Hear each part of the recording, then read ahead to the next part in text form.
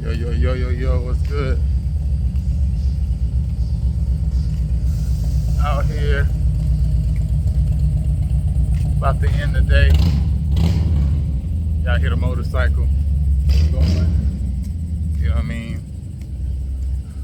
But yeah, just wanted to come on this evening, take a walk, because I'm gonna be closing my fast out this evening. So tomorrow, you know what I mean, we're gonna be getting it in. And I was doing a fruit and juice fast, right? So it wasn't a complete like water fast, right, or no food fast, something like that. But it was a fruit and juice fast. So, like I said, just to have my mind clear, to have some clarity, to make sure that I'm able to think and really hear God's voice. And you know, it's definitely a blessing if you've never fasted before.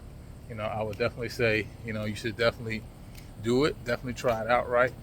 If you're fasting for, to hear God's voice for a specific question that you have or something you're trying to seek Him for His face for, or if it's for, for health reasons and purposes even, that's another beneficial reason, right, to fast. And so fasting is definitely beautiful. Jesus Himself said, some things that we're seeking, sins even that we're seeking to overcome, right? Like these things only come out by prayer and fasting, right? Like, these demons that we're wrestling with only are overcome by prayer and fasting. So, prayer and fasting is definitely beneficial. So, but yeah, man, this last week has been a blessing. Definitely been able to, really contemplate about my experience so far as a husband these past 2 years, and how I have grown, how I've been challenged, right? And definitely seeing areas that, seeking to continue to be better in, right? Continue to grow. And so definitely was studying these past few days, just different passages of scripture, that are, relevant to, relevant specifically to husbands and wives, right? And so, I know one thing that, I studied this past week was just about Adam, and how God, even though Adam was created in a perfect environment, he still was given work, right?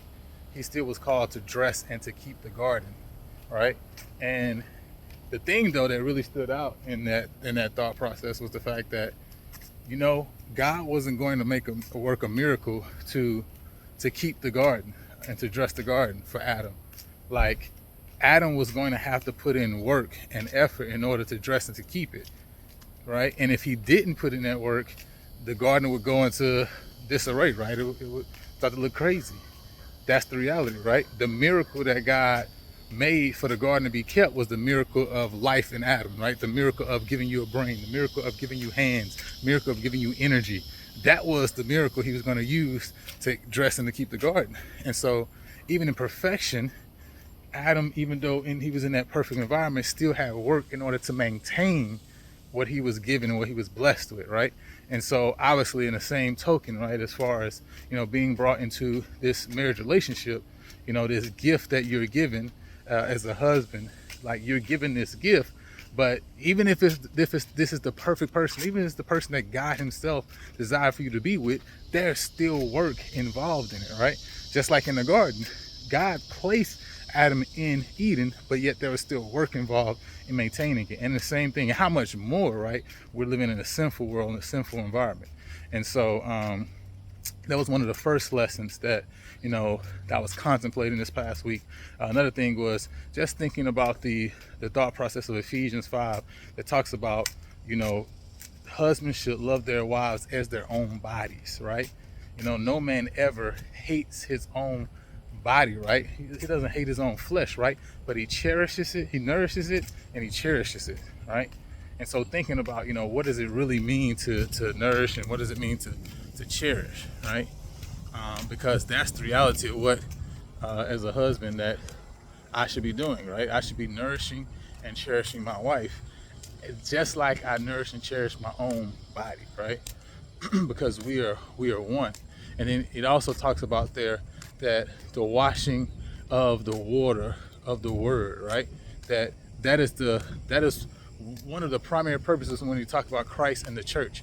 Christ as the husbandman and the church as the church as the bride, that he is washing her, the bride of Christ, right, with the water of the word, in order to prepare her for what is soon to come, right, in order to present the church to himself, spotless. You know what I mean? And so that was something else, right? That this spiritual responsibility as well, right? That is there to always be looking as a pastor, right, of your family, right, for the benefits and for the blessing, for the needs of, you know, your family, right, specifically your wife, right. The other verse was Proverbs 31, right.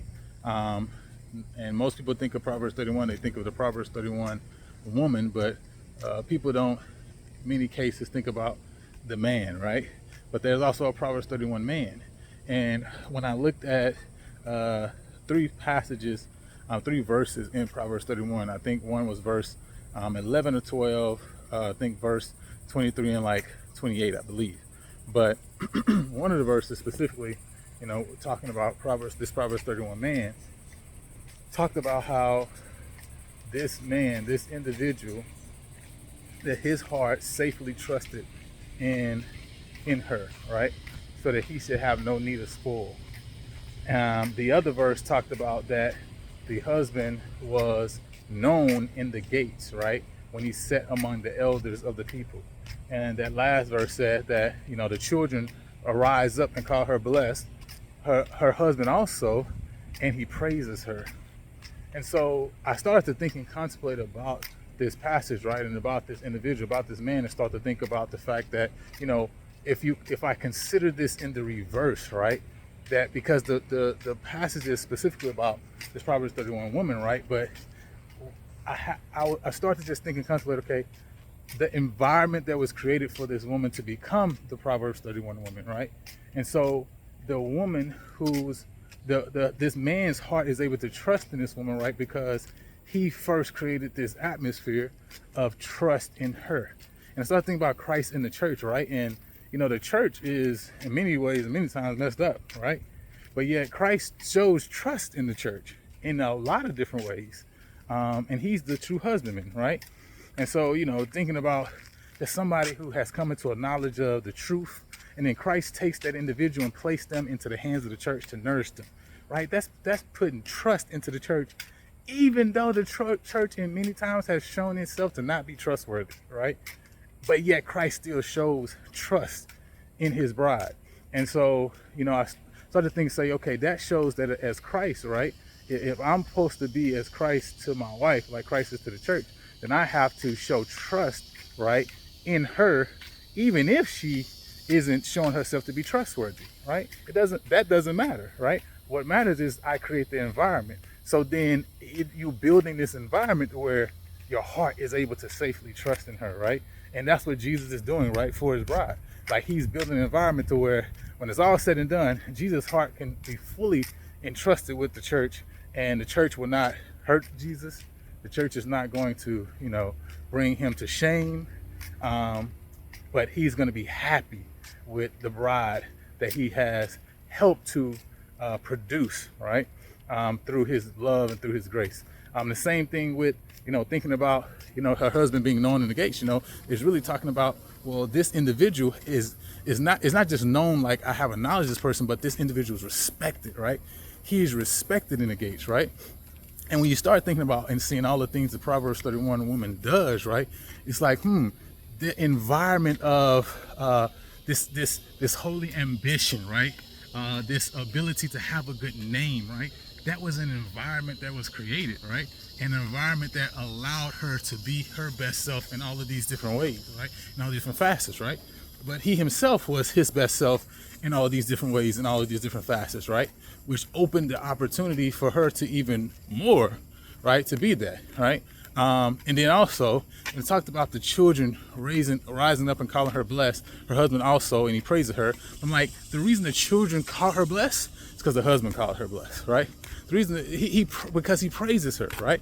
You know what I'm saying? He doesn't look for the negative. He doesn't look for the things to nitpick. He doesn't look for the ways that she isn't meeting his expectations. but he just continues to pour love on her. He continues to praise her. He continues to bless her, right? And the same way with Christ, right? Christ continues to bless us, right? Christ continues to pour praise upon us.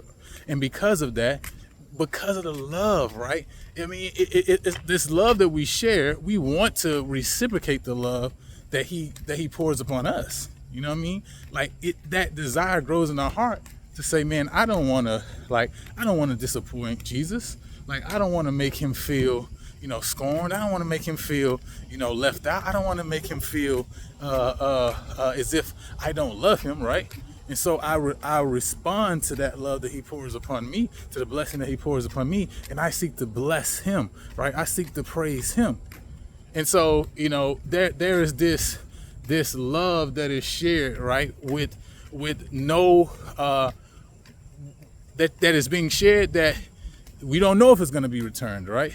But you're sharing it simply because you have the love for the other individual, just like Christ has the love for the church, right? And in the same way, Christ is known everywhere, right? His name is known. His name is uplifted, right? He is truly the creator of all the universe, and the whole universe knows him.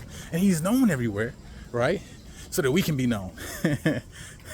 So that we can be known as well, right? And so that we can go out and be our best self in every area, in every arena because of him, right? We know all the things that he has poured upon us and the doors that he has opened, we can run through them because of who he is, right? Because of the abilities and the blessings that he pours upon us.